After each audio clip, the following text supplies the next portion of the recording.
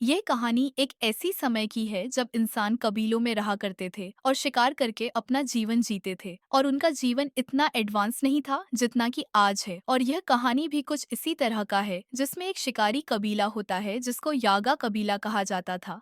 इस कबीले के लोग बर्फीले पहाड़ों में रहा करते थे और साल में सिर्फ एक बार ही शिकार करते थे। और यह शिकारी लोग वुली मैत का शिकार करते थे, जो कि उस समय के बहुत बड़े बड़े दांत वाले जंगली हाथी हुआ करते थे, जिन्हें वह राक्षस भी कहा करते थे। लेकिन अब कई दिनों से यह एक समस्या से जूझ रहे थे, क्योंकि अब यह जंगली हाथी बहुत देर से आते हैं, मतलब कि यह हाथी सीजन पर नहीं आ रहे थे। और इस वजह से यह पूरा कबीला भूखमरी का सामना कर रहा है और इस समस्या को लेकर सभी लोग बहुत परेशान हो जाते हैं। लेकिन इस कबीले में एक औरत रहती है जिसको सब बड़ी माँ कहा करते हैं। और यह बड़ी माँ के अंदर एक ऐसी दिव्य शक्ति थी जिससे वह अपने पूर्वजों के आत्माओं से बात कर सकती है। और कबीले में जब भी कोई आफत आती है तो यह बड़ी माँ अपने पूर्वजों के आत्माओं के द्वारा समाधान जानने की कोशिश करती है। अब क्योंकि कबीले वालों को यह लगता है कि उनके पूर्वज हमेशा उन्हें समस्याओं से मुक्त करते हैं, इसलिए बड़ी माँ कई बार अपने पूर्वजों के आत्माओं से बात करने की कोशिश करती है कि वह उन्हें कोई रास्ता दिखाएं। लेकिन इस समस्या को लेकर वह काफी कोशिशों के बाद भी नाकामयाब रहती है। लेकिन फिर एक रात उन्हें इसका जवाब मिल जाता है। दरअसल इन्हें जंगल में एक लड़की मिलती है जो अपनी माँ की मरी हुई लाश से लिपटी हुई थी, और वह उस लड़की को पकड़कर बड़ी माँ के पास लाते हैं।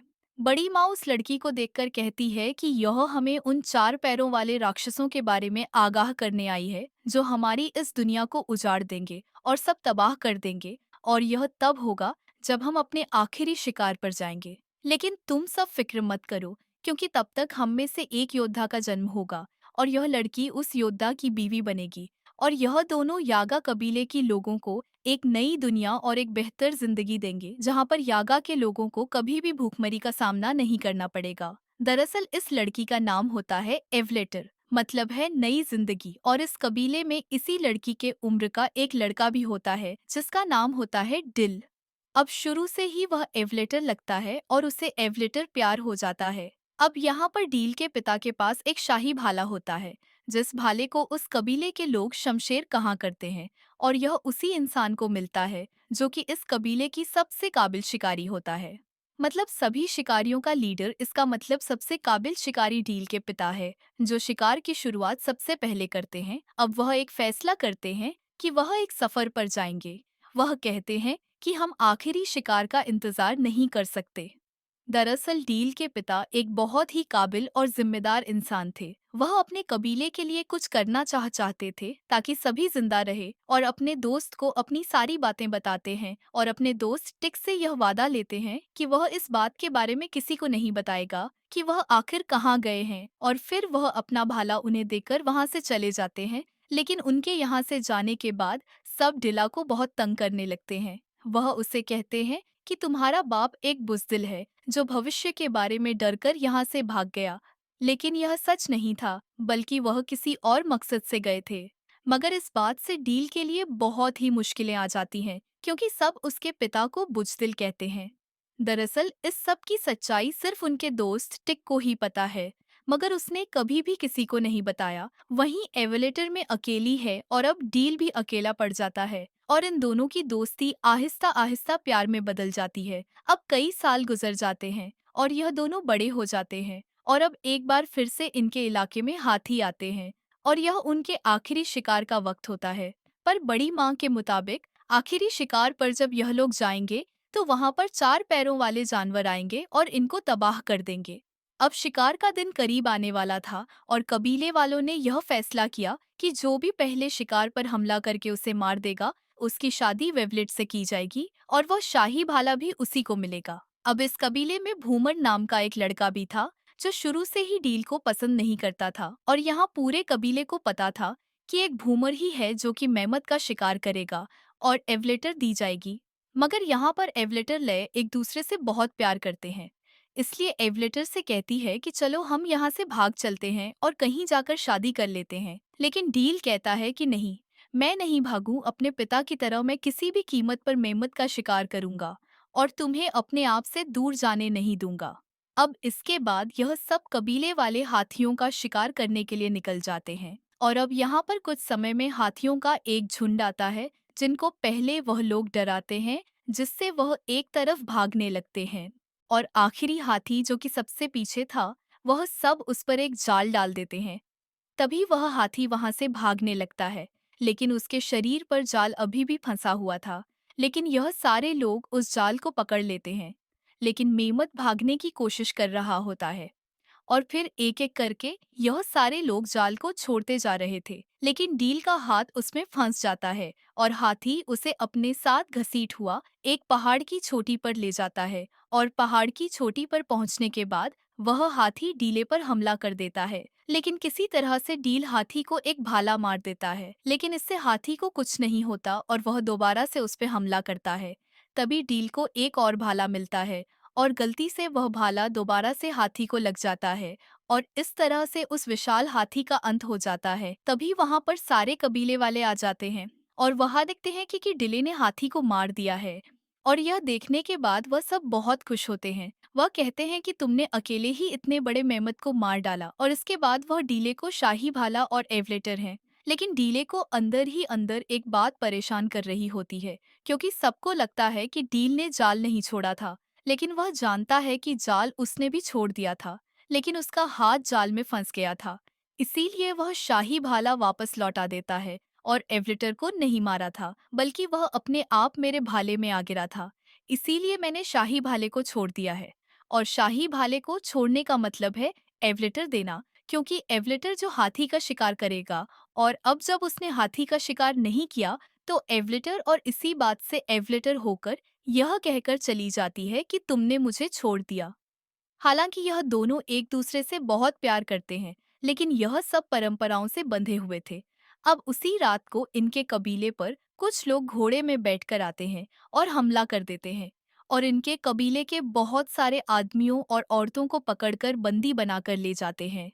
और सत ही यह लोग एवेलेटर लेते हैं, लेकिन डील और कुछ लोग बच जाते हैं।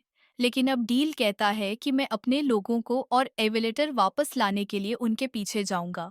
बूमर कहता है कि उन ऊंचे पहाड़ों से आज तक कोई भी जिंदा बचकर नहीं आया और वहां पर जाना एक खुदकुशी से कम नहीं है। लेकिन डील कहता है कि वह भी उन्हीं पहाड़ों से आए थे और अब वह यह तय करता है कि वह उनका पीछा करेगा। और इसके बाद डील उनके घोड़ों के पैरों के निशान का पीछा करना शुरू करता है। डील के साथ उसके कुछ लोग भी जाते हैं, लेकिन इनका जो सफर है वह बहुत मुश्किल है और वहां से अपने लोगों को तो दूर खुद को भी बचाकर लाना इतना आसान नहीं है। लेकिन डील और उसके लोग अब किसी भी चुनौती का सामना करने के लिए तैयार हैं। वह किसी भी हालत में अपने लोगों को बचाकर वापस लाना चाहते हैं। अब कई दिन और रातों का सफर तय करने के बाद यह उन पहाड़ों के पार पहुंच जाते हैं, जहां से धरती शुरू हो जाती है। और यह वही जगह होती है जहां पर चार पैरों वाले राक्षसों ने एविलेटर परिवार को मार दिया था। इसके बाद लय और उसके तीनों साथी यहाँ से आगे बढ़ते बढ़ते एक जंगल में पहुंच जाते हैं। जंगल में पहुंचने के बाद इन्हें एविलेटर हैं जिन्हें कुछ लोगों ने बंदी बना रखा होता है और वह इन सबको कहीं ले जा रहे होते हैं। अब यहाँ पर रात को डीले एवलेटर अपने कुछ साथियों को छुड़ा लेता है, लेकिन वह लोग जिन्होंने इन्हें बंदी बनाया था वह इन सबको दोबारा पकड़ लेते हैं और डील के एक साथी को जख्मी भी कर देते हैं। लेकिन डील इस बार भी बच जाता है और वह लोग डील के सभी लोगों को आगे के सफर पर ले जाते हैं। और डील का जो साथी जख्मी हुआ था, डील उसे खींचता हुआ भीड़ से आगे की तरफ ले जाता है। और आगे जाने के बाद इन्हें भूख लगती है, इसलिए डील शिकार करने जाता है। लेकिन खुद वह एक बहुत गहरे गड्ढे में फंस जाता है। लेकिन वहां पर एक बहुत बड़ा शेर भी होता है जो उस गड्ढे में फंसा हुआ था। यहाँ के लोग इसे हत्यादत्त कहते हैं। यह उस जमाने का बहुत ही खूंखार शेर होता है। और फिर रात को बारिश हो जाती है और उस गड्ढे में पानी भरना शुरू हो जाता है और वह शेर अब मरने वाला होता है। लेकिन इससे पहले कि वह पानी में डूबकर मरता, डिल उसे छुड़ा लेता है। डील उससे कहता है कि मैं तुम्हें एक शर्त पर छुड़ा दूंगा, अगर तुम मुझे नहीं खाओगे तो। और जब डिले उसे छुड़ाता है तो वह शेर उसे ना खाकर वहां से भाग जाता है। उसके बाद डीले भी उस गड्ढे से बाहर आ जाता है और अपने उस साथी के पास जाता है जो जख्मी होता है। लेकिन अब वह भी ठीक हो चुका है और उसका साथी उसे कहता है कि रात को मैंने यहाँ पर चीख की आवाजें सुनी थी। और यह दोनों उसी तरफ चलने लगते हैं। वहां जाने के बाद यह देखते हैं कि एक गांव पर किसी ने हमला किया होता है और जब यह वहां पर पहुंचते हैं तो इन्हें वहां पर बहुत सारे आदिवासी घेर लेते हैं और इन्हें मारने वाले होते हैं कि तभी वहां पर वही शेर जिसे डील ने रात को छुड़ाया था वह आ जाता है और उसको देखकर वहां पर जितने भी आदिवासी होते हैं वह सब के सब डर जाते हैं और जब वह शेर डील की ओर बढ़ता है तो वह कहता है, क्या तुमने मुझे पहचाना नहीं?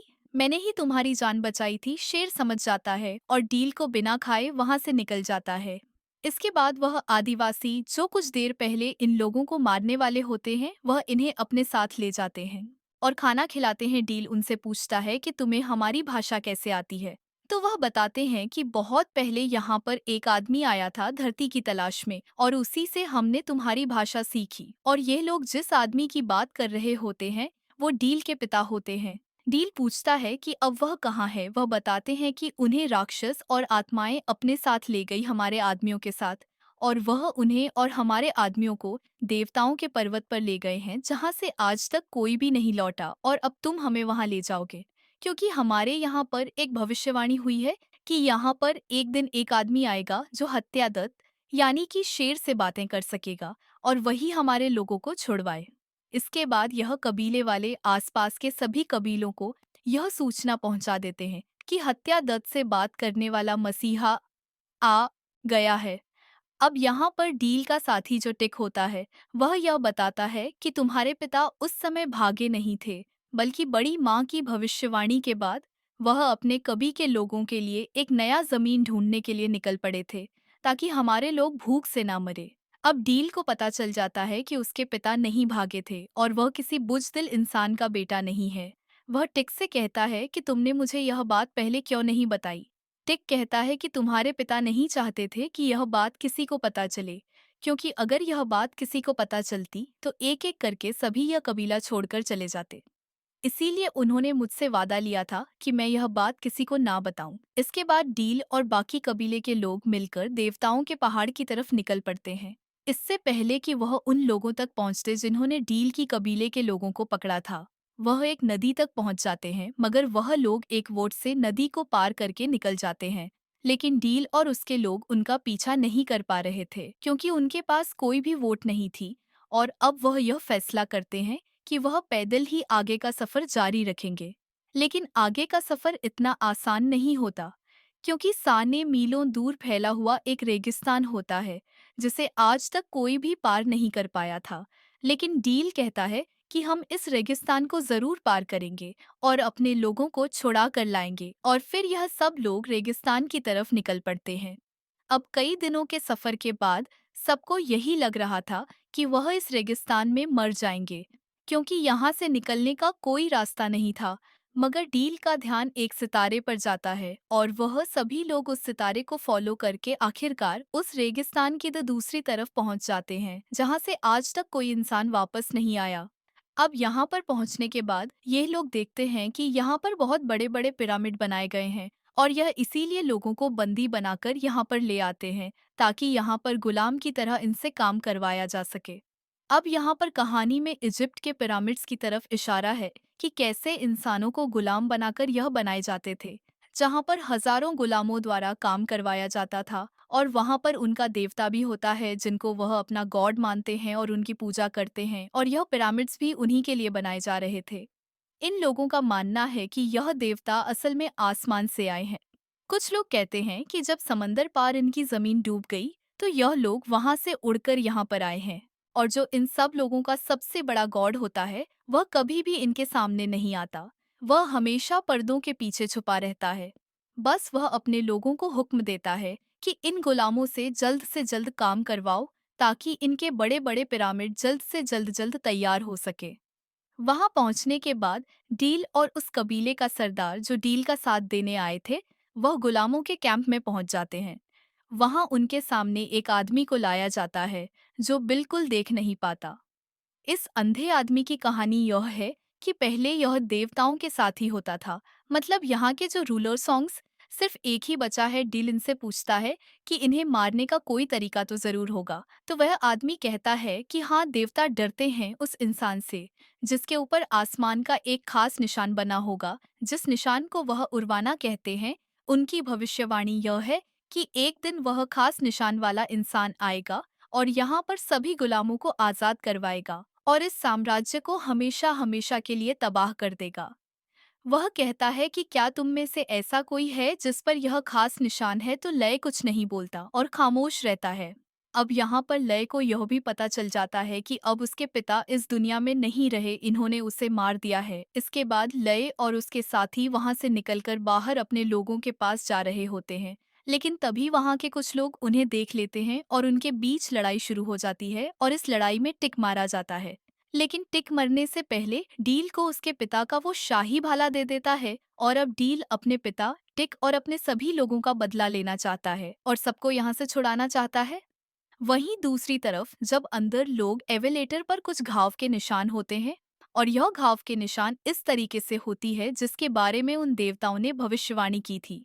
दरअसल यह एक तारों की श्रृंखला है जो बहुत अलग ढंग से बनी होती है और यह बहुत ही प्रसिद्ध होती है। अब उन निशानों को देखने के बाद वहाँ के लोग डर जाते हैं और वो उसे अपने देवता के पास ले जाते हैं, क्योंकि भविष्यवाणी के अनुसार जिस भी इंसान के हाथ में यह खास निशान होगा वहीं सब लोगों को यहाँ से मुक्ति दिलाएगा। और यह निशान अब एवेलेटर हाथ में है और अब उसे जिससे यहाँ के लोग देवता कहते हैं, उसके आदमी उसे बताते हैं कि यहाँ पर इसके पीछे एक शिकारी भी आ चुका है।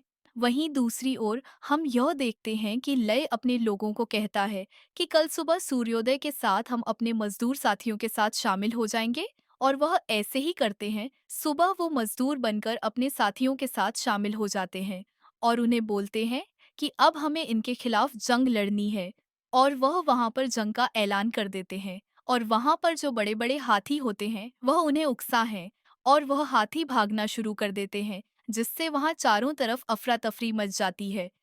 वहीं अंदर से देवता कहता है कि एवालेटर ले जाओ और फिर भी अगर गुलाम आगे बढ़े तो इसे मार देना, और वह सब ऐसे ही करते हैं। लेकिन डील और उसके लोग एवलेटर रुक जाते हैं और तभी देवता बाहर आता है। देवता के आते ही सब लोग झुक जाते हैं। दरअसल यहाँ ऐसा ही होता है, जब भी कोई देवता बाहर आता था तो सबके सब जमीन पर झुक जाते थे। अब देवता का एक आदमी ऐलान करता है कि जो भी शिकारी इस औरत को लेने आया है वह इसे लेकर यहाँ से हमेशा हमेशा के लिए पहाड़ों पर जा सकता है। हम वादा करते हैं कि हम में से कोई भी उसे नहीं रोकेगा।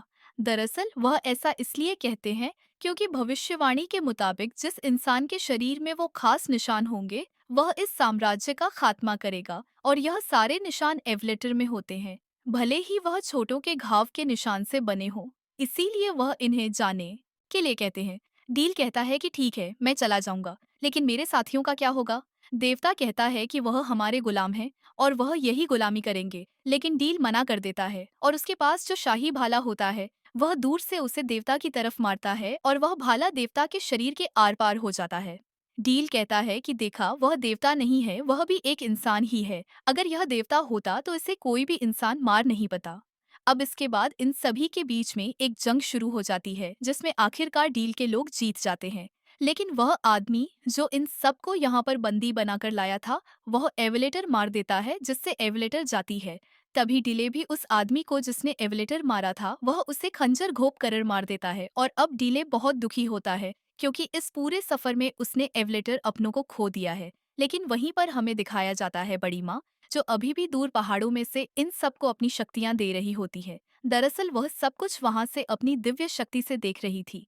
अब बड़ी माँ वहां से अपने जान का त्याग देकर एवलेटर दोबारा से जिंदा हो जाती है और अब कुछ समय में यहाँ पर युद्ध का माहौल काफी शांत हो जाता है। उसके बाद टीले के लोग यहाँ से जाने वाले होते हैं। तभी दूसरे कबीले के लोग जिन लोगों ने इन्हें सहारा दिया था वह डील को कुछ पौधों के बीज देते हैं और कहते हैं तुम्हारे पिता चाहते थे कि तुम इन बीजों को अपने जगह ले जाओ और वहां पर उगाओ।